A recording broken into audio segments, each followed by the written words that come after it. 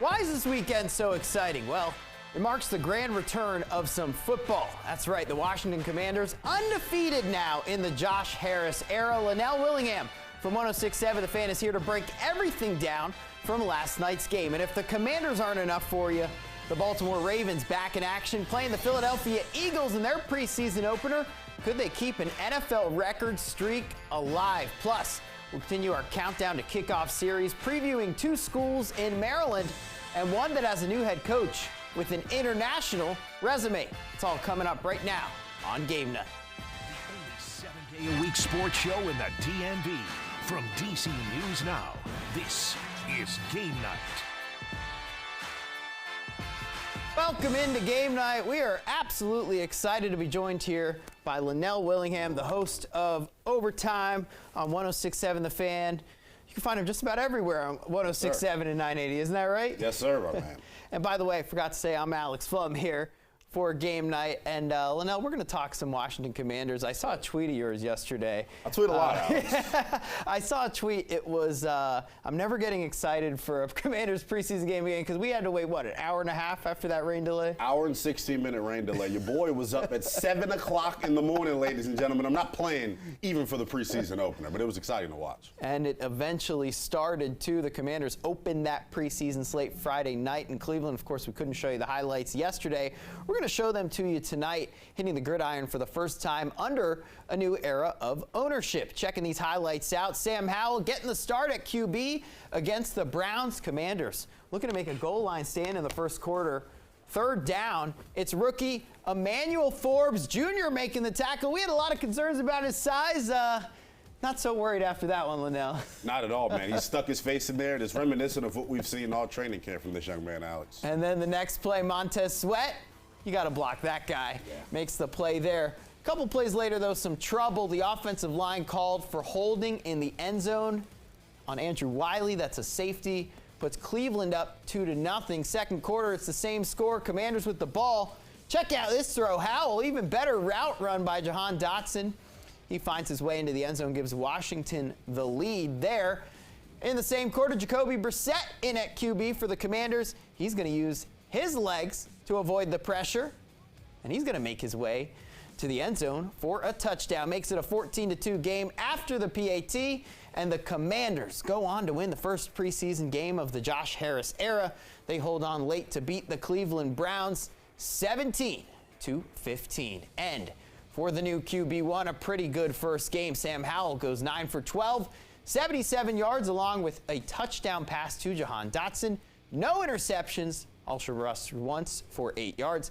Howell said he felt confident and comfortable in the win.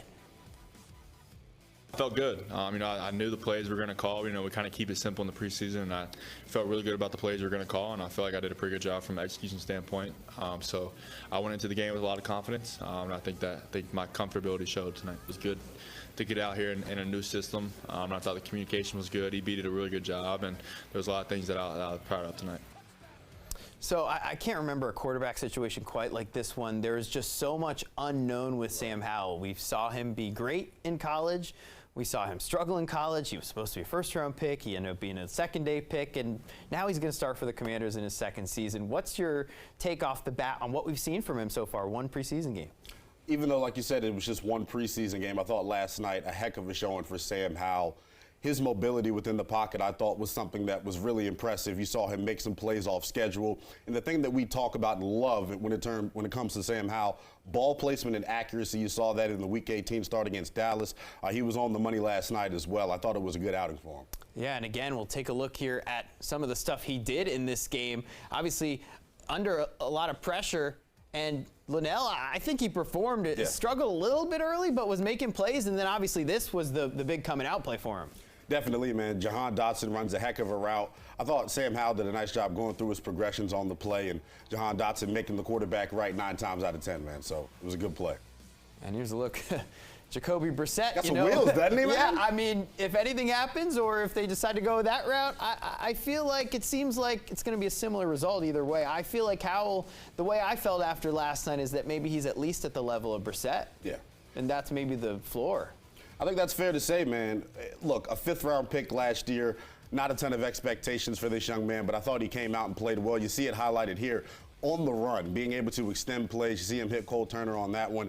His mobility is something we haven't really gotten to see a lot during training camp, Alex, because you can't hit the quarterback. But he did a nice job with that as you see him escaping the pocket. And look at this at the end, Alex. Look, boop, boop, that gets out of bounds. It was impressive, man. I thought Sam Howell had a hell of a first preseason game. Yeah, I mean, I think back to last year, to that last game of the season, and obviously we knew he could make plays with his legs, but he had the rushing touchdown in that game. And I just think, you know, he's got the chance to surprise some people with what he can do with his arm and with his legs. But there could be a limitation for him that I'm a little bit concerned about how he's going to be able to play behind this offensive line. That is my concern. I know we talked at camp about some concerns last week, but how concerned are you about the offensive line?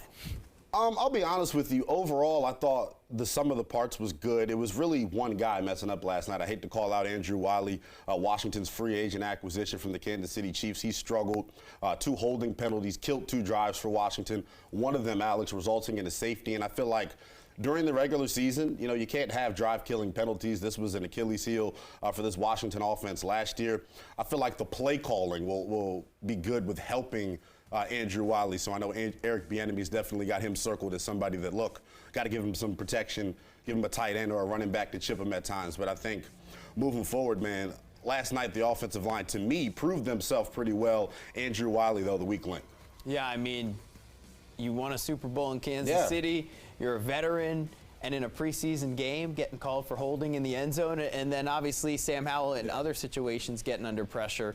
I did hear some good things about Chris Paul last night, and it seemed like he is making that spot start at left guard with Sadiq Charles out. He seemed to be able to step up.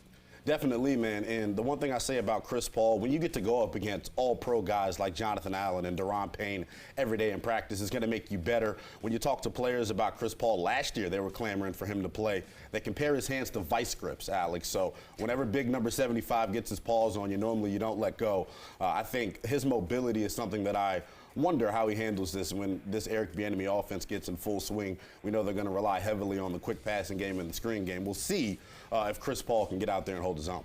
Back to how this might impact Howell real quick. How you saw Howell play and how you saw the line play. If this offensive line comes out in the season and steps it up, how much do you think that could help Howell, and how big of a season could he have if he turns out to be the real deal? The big thing that I want to see from Sam Howell during the regular season, Alex, is ball security, right? Last year with Carson Wentz and Taylor Heineke, ball security was a major issue, whether it was fumbles, interceptions. If he can keep this offense on schedule and be sort of a glorified game manager, Alex, I think he's got a really good opportunity to lead this offense to some wins, man.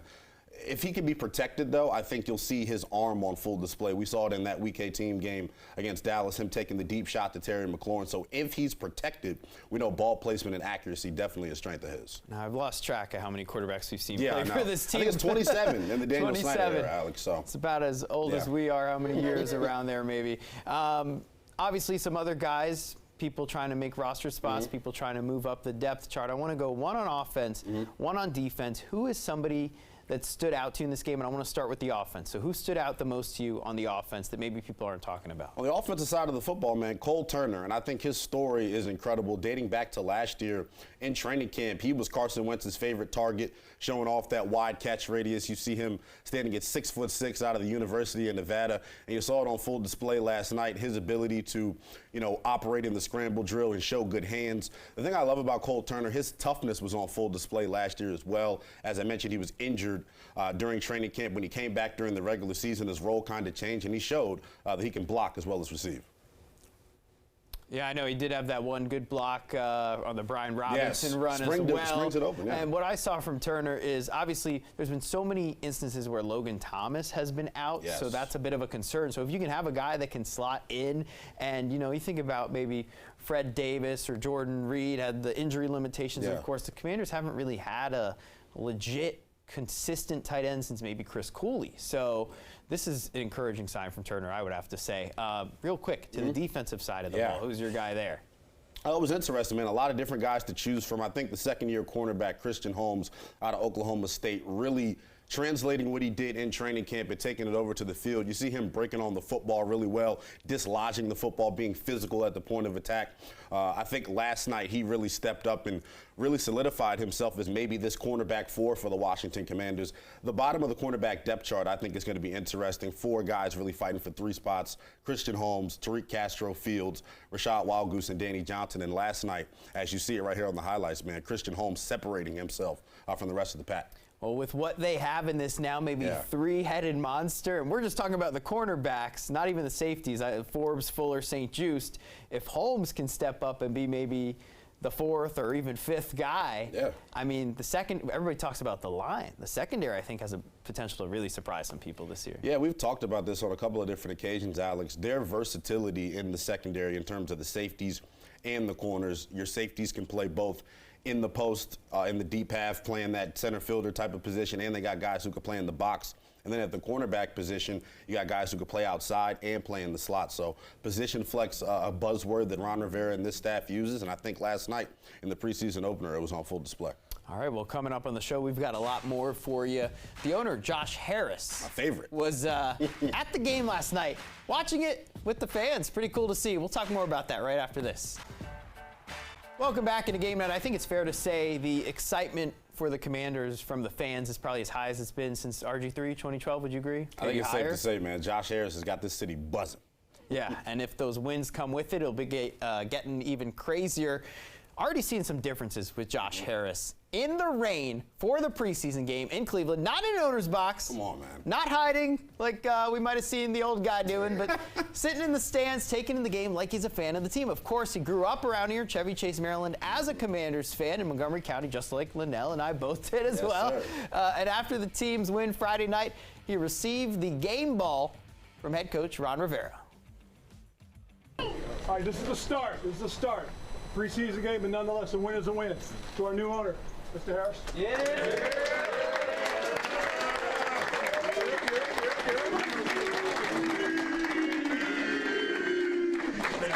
I'm proud to be part of this family, man. Thank you for delivering the win. Love you guys. Let's get a one for real, too. So here we go. Team on 3. 1, 2, 3. So in 20-something years under Dan Snyder, I don't know if I ever saw anything like that.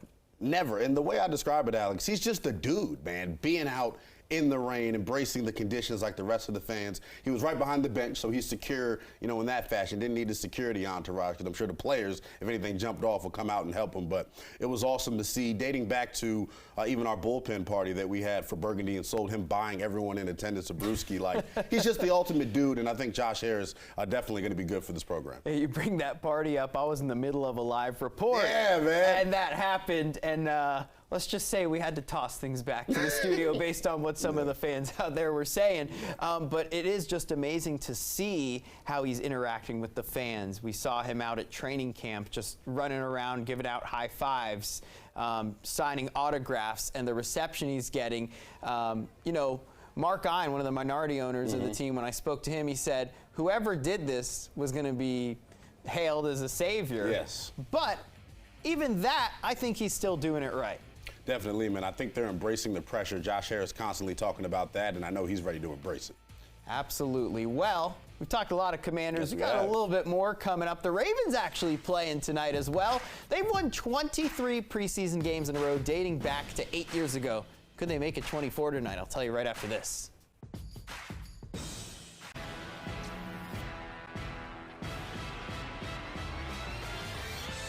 Welcome back into Game Night. Coming into Saturday, the Baltimore Ravens have won 23 consecutive preseason games. That's dating back to 2015, and it's also an NFL record. This week, head coach John Harbaugh compared it to a no-hitter in baseball, said you don't talk about it, you just keep doing it. Could the Ravens keep that streak going? At home, taking on the Philadelphia Eagles in their preseason opener, Josh Johnson gets things started with the touchdown pass to Devin Duvernay, puts the Ravens out in front. And, of course, there's a QB battle for the backup spot between Josh Johnson and Tyler Huntley. Josh Johnson, who, by the way, has been on, I think, 40 NFL teams. Tyler Huntley, coming in a little bit later, finds Tylan Wallace. And guess what, guys? After that touchdown, Ravens held on late, and that streak survives. They hold on to beat the defending NFC champion Philadelphia Eagles 20 to 19, 24 consecutive preseason wins for the Baltimore Ravens. Well, we're going to continue our high school football countdown to kickoff series with two teams from Montgomery County, and we'll start with the Paint Branch Panthers. There are few teams that have posted winning seasons more consistently than Paint Branch under head coach Michael Neesmith's leadership since 2007. The Panthers finished 9-4 last season, falling to eventual state runner-up Flowers in the 4A state quarterfinals. Last year's squad was a younger one, leaning on some underclassmen in starting roles. With players gaining valuable experience, Paint Branch expects to play to a higher standard this season. They always take a big jump from that 10th grade year to the 11th grade year, particularly when they've been up on varsity and now they've gotten their feet wet, so to speak. So we think that experience is going to help us this year. A lot of us are putting in the work, and a lot of us are studying a lot more, and I feel like we can go a long way. We have something going on really special. It's just us having, like my coach said and my teammate TJ said, it's just we have to come together as a team and know that we got each other. Moving right along in our countdown to kickoff to our preview of Walter Johnson. For the Wildcats, this season marks the beginning of a new era. After 5 seasons leading the program, head coach Larry Hurd is becoming the school's athletic director. Hurd led the Wildcats to their first playoff appearance in program history a few years ago and a very impressive 7-win season last year. New head coach Aaron Fidler steps in now, and check out this coaching resume. Pretty cool. He was head coach at Hedgesville High School in West Virginia, also coached other high schools in West Virginia and Virginia. And this is what I think is the coolest part. Served as the offensive coordinator of the Sweden national football team. I didn't even know they had American football in Sweden. He spent time as a Division II football college assistant at Glenville State and coached club teams in Sweden and Germany. Fidler says he's excited to take over the WJ program, and his new players are just as excited to play for him. Coach Hurd did such a great job with this senior group, and as he's brought them up through the program, that I'm excited to work with them, and I feel like it's really been a good partnership with the seniors in terms of keeping things on the path that we want them to be, and then also putting a little bit of me into things as well. I have a very diverse background that I think is what I can add in, and help shape things in my vision. He's learned a lot from not only in the U.S. but then also outside. Some stuff that we might not know around in America. Coach Hurd came in, he really laid a foundation for us and really helped us. But now I'm super stoked to have Coach Fidler here with us because we're only going up from here. Coach Fidler just brings in completely new aspects of the game that we can all learn. It's a new form of coaching that we're all adjusting to, but it's that I feel like for me and for the rest of the team, it's going to be something that helps us carry, all the way to the state championship. And don't forget, our Countdown to Kickoff series continues tomorrow, leading all the way up to the high school football season. Talking some baseball now. The Washington Nationals opened up their series at home against the Oakland Athletics with a win Friday night. Could they pick up another curly W on Saturday? We got to show you this to start things off. Ildemaro Vargas hits it right to the pitcher. Easy out, right? But nope. Luis Medina, what are you doing there, man? Vargas gets to first base safely. We're not sure what happened here, but there's a reason the Athletics have the record that they do this season. Way later in the game, we're tied up 2-2 in the 9th inning. Cabert Ruiz has been on fire. First pitch of the bottom of the 9th. Goodbye, baseball. Cabert Ruiz out of the park. Walk-off homer. The Nationals take down the Oakland Athletics in this one 3-2. Cabert Ruiz 1 for 5 in this game. Hits his 14th home run of the season. 44 RBI for him this season, and he handles business for the Nationals as they'll go for the sweep on Sunday afternoon. As for the Orioles, they're in action right now. This game in progress. No score in this one. We're all tied up at 0 in the 7th inning. Well, coming up on the show, Lynnell will join us once again as we quiz him on his Commanders franchise history. We'll see how he does right after this.